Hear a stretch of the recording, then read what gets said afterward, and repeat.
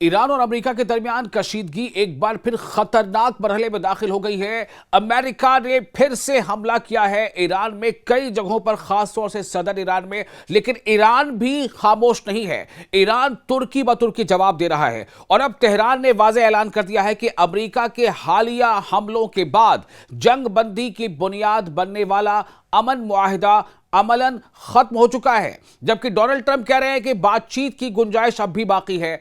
लेकिन आखिर ऐसा क्यों है, पूरी तफसील आपको बता रहे हैं। आप देखें न्यूज़ 18 का सोशल मीडिया प्लेटफॉर्म। मैं हूं विशाल आजम। ईरान के आला मुज़ाकरातकार और पार्लियामेंट के स्पीकर मोहम्मद बाकर कालिबाफ का कहना है कि ईरानी मुसल्लह अफवाज को अब दुश्मन की जारहियत का जवाब देने के लिए मुकम्मल आज़ादी हासिल है। यह बड़ा ऐलान है ईरान की तरफ से। कालिबाफ बड़ी बात कह रहे हैं।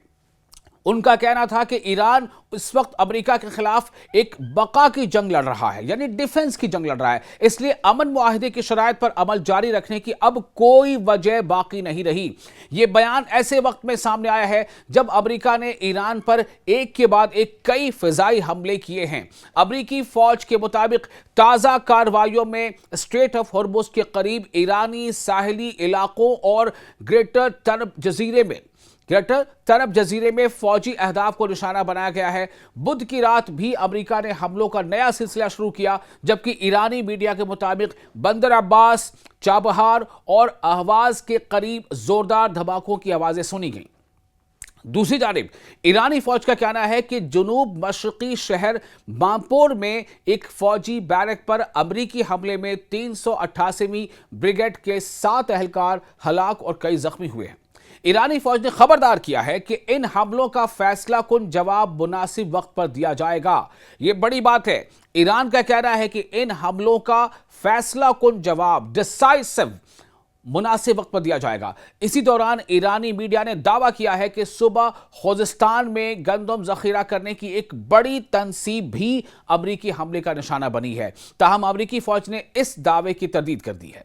सिर्फ फजाई हमले ही नहीं, अमरीका ने ईरान पर दबाव मजीद बढ़ाते हुए ईरानी बंदरगाहों की नाकाबंदी भी दोबारा सख्त कर दी है।